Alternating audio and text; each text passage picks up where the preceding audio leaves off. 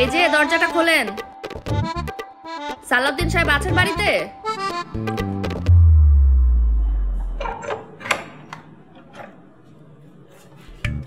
আসসালামু আলাইকুম।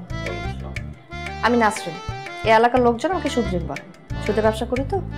আপনার সাথে আমার কথা আছে, ভিতর আছে।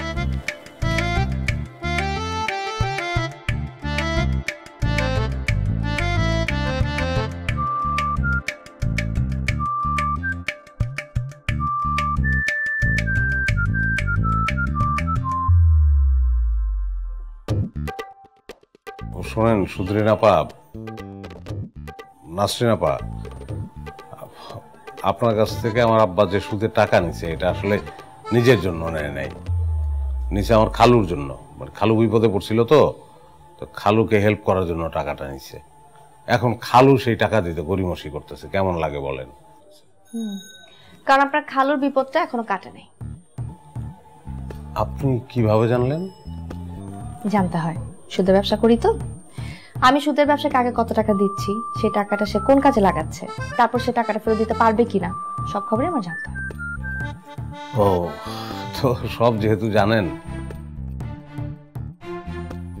আমাদের আর একটা মাস সময় দেন, আমি আপনাকে কথা দিতেছি। না, আপনি তো আরো কথা রাখতে পারবেন না, আপনি তো ইনকাম নেই। যার কোনো ইনকাম নাই তার কথার কোনো দাম নাই। তো সময়টা দিতে পারছি না। আনিস, বের করো। আরে কি বের করে? এই যে ভাই, কি বের করে? বের করার দরকার নাই, দেখেন তো। নেন, ধরেন। এই টাকা কেন? এটা কিসের টাকা? আপনার বাবা এতদিন পর্যন্ত সুদে যত টাকা দিয়েছে সব ফেরত দিলাম। বলেন কি, আপনি সুদ নিবেন না? না ভাই, সুদটা আসলে একটা হারাম ব্যবসা। এই ব্যবসায় কোনো শান্তি নেই। এই ব্যবসা করলে পরিবারের কেউ না কেউ সবসময় অসুস্থ থাকে, মানে বিপদ একটা লেগেই থাকে। আনিস, বের করো। আবার কি? 8 টাকা লাগবে না? জলদি করো।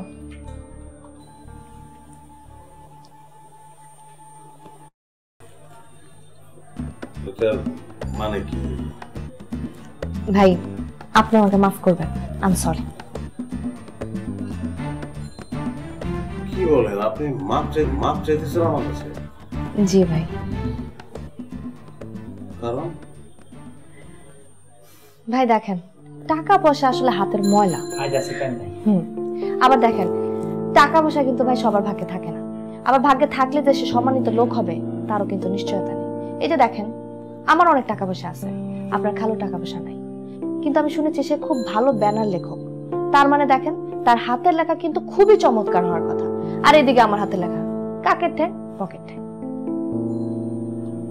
উনি কিন্তু সিনসিনারি অনেক ভালো আছেন, আমিও। বাহ, কাজে আমার উচিত যেহেতু আমার টাকা পয়সা আছে, সো যাদের টাকা পয়সা দরকার তাদেরকে টাকা দিয়ে সাহায্য করা। দাফন কাফনের সাদা কাপড়ের ভিতর পকেট।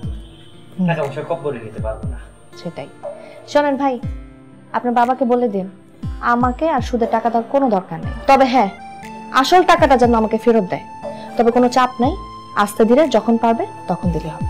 ঠিক আছে, আসি। আসসালামু আলাইকুম। চলো। আসসালামু আলাইকুম। আসসালামু আলাইকুম। আসি। ওয়ালাইকুম